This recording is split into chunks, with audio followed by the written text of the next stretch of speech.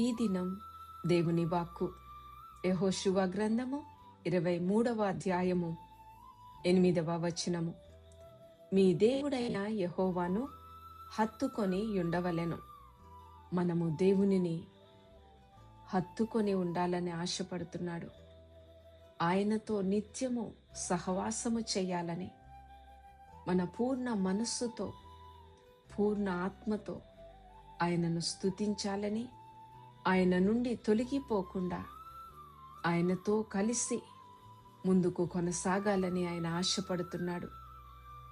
అట్టి రీతిగా పరిశుద్ధాత్మదేవుడు ప్రతి వారిని బలపరచునుగాక. ప్రార్థన. మహాపరిశుద్ధుడా, మహోన్నతుడా, నీకు వందనాలు చెల్లిస్తున్నాము.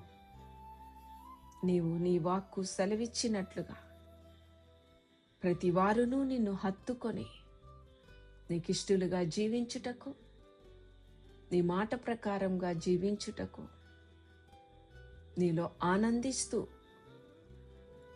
నీలో కొనసాగుటకు సహాయం చేయండి. ఈ ప్రార్థనలో ఏకీభవిస్తున్న ప్రతి బిడ్డను, ప్రతి ఫ్యామిలీని మీరు బ్లెస్ చేయమని ప్రార్థిస్తున్నాం. నీ ఆత్మచేత బలపరిచి నీలో కొనసాగింప చేయమని, ఈ దిన దీవెనలు ఆశీర్వాదాలు ప్రతి వారిపైన కుమ్మరించమని యేసు అతి పరిశుద్ధ నామమున ప్రార్థించి పొంది నిన్ను స్తుతిస్తున్నాము తండ్రి.